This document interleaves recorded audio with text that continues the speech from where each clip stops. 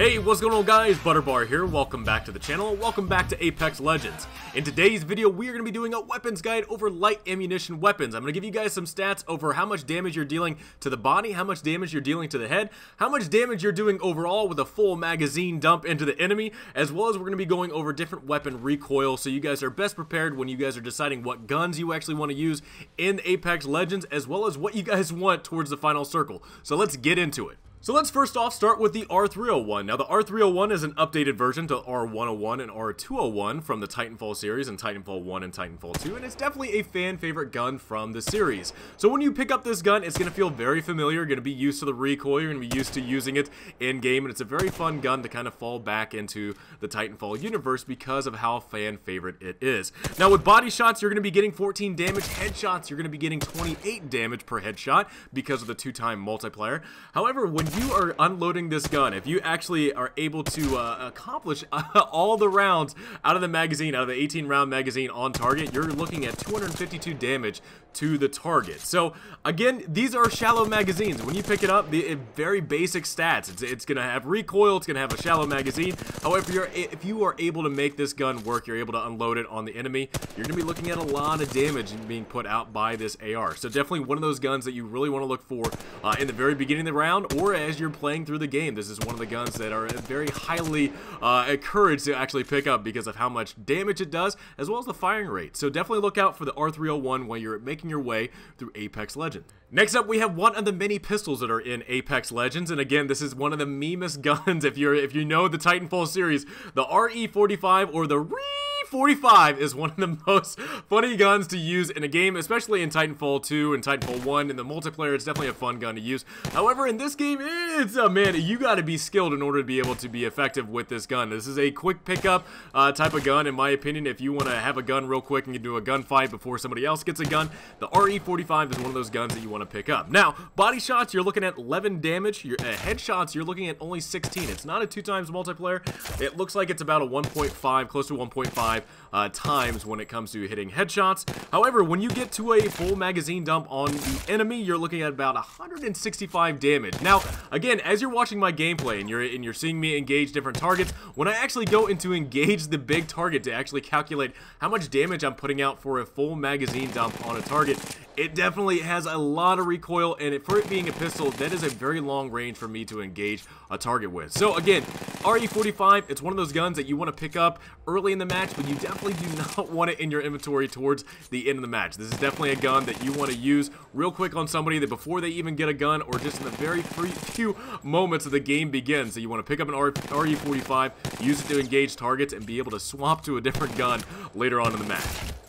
Next up, we have the P2020. Now, if you're somebody that has been engaged in the Titanfall universe and Titanfall 1 and Titanfall 2, you've seen some guns actually get a name change from title to title, and this is no exception in Apex Legends because now we have the P2020 instead of the P2016. So again, P2020, I see it just like the RE45. This is one of those guns that you want to pick up right away in the beginning of the match before somebody picks up a weapon to engage with. However, this is a gun that I would not use towards the end of the round. I was definitely be able to something to switch out with another gun that's a light ammunition gun, and we'll get into guns that I actually see as something that, hey, this is something that you want to have towards the end of the round. Now, for the P2020, you're looking at a body shot of 12 damage, headshot of 18, so again, it's not a 2-times multiplier. It looks like it's about another close to 1.5 times, and for the full mag dump into the enemy, again, it's really difficult from far away. The P2020 actually makes it a little bit easier for being a single shot, but you are limited to your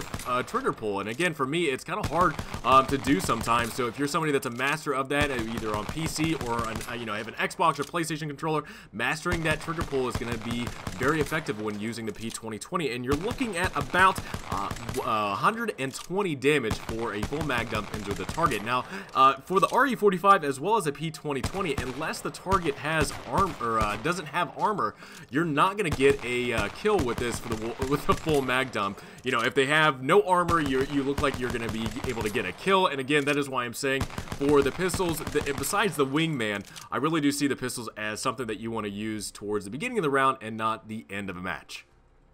Next up, we have the R99. Now, to me, this is actually one of my favorite guns in this game. This is actually one of the guns that I actually look forward to picking up in the game because it does have a really good damage output with the weapon, as well as a very fast firing rate. It's actually one of the faster firing rate guns in the game, and for it being light ammo, I'm able to pick up this ammo very readily. Light ammo is actually pretty easy to come by, and as well as finding the R99 is actually not that bad when you're actually moving through the map in Apex Legends. Now, with the body shots, you're looking at 12 damage, just like the P2020. However, the fast firing rate and the magazine that you have for the R99 is definitely a plus when it comes to using this gun. Headshot damage is 18 as well, but for the full mag dump, you're looking at 216 damage overall for a full magazine of 18 rounds. Now, again, you'll watch this clip, you're watching my video, and you're seeing me engage the target very far away. You are going to see the recoil jump. However, as you're playing Apex Legends, you're going to be finding different attachments that are going to be able to not only increase the magazine size for you, but also being able to actually decrease how much recoil you're seeing in it,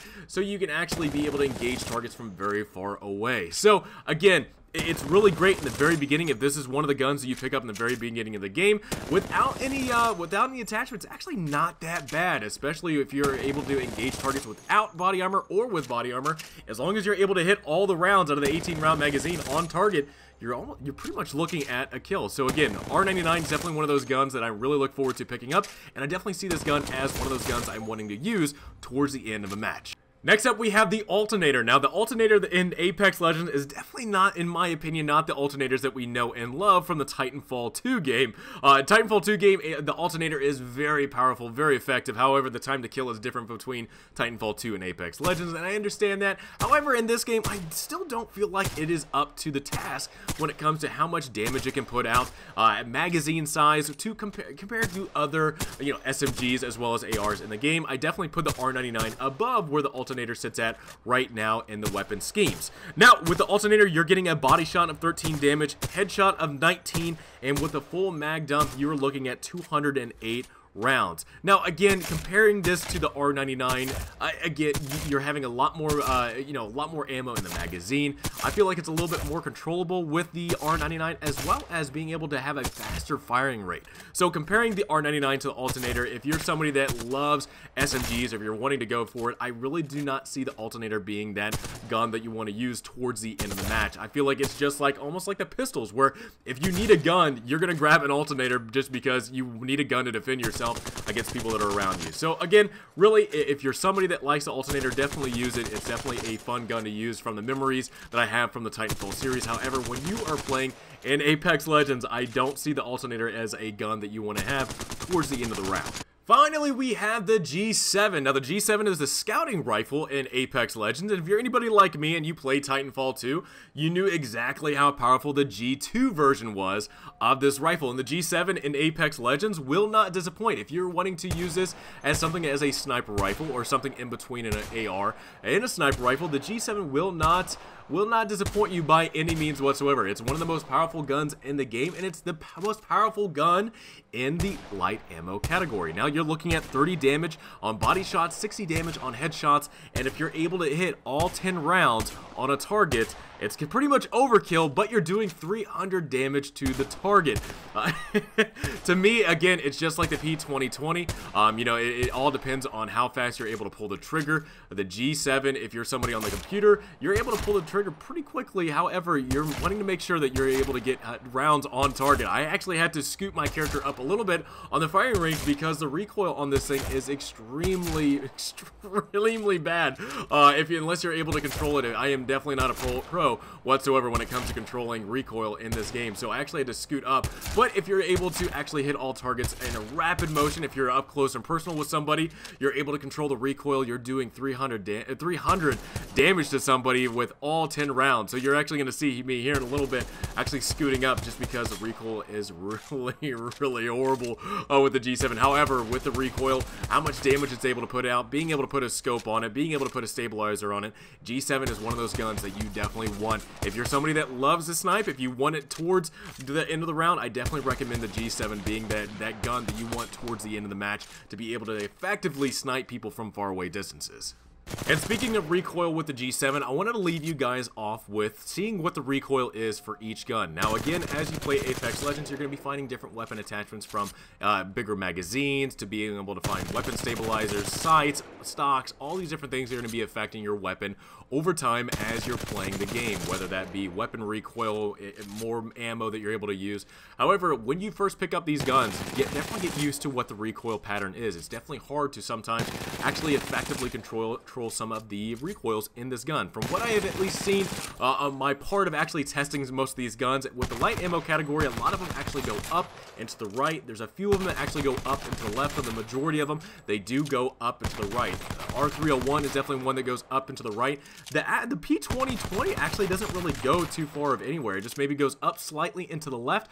RE45 was another one of those guns that actually went up and to the right. The R99, again, is one of those guns that just goes straight up. It's straight a little bit to the right, back to the left, and it's pretty much almost up the middle. So, again, if you're wanting to control a gun like this with a faster firing rate, definitely get ready to actually pull that crosshair back down, because how aggressive some of these guns are able to go.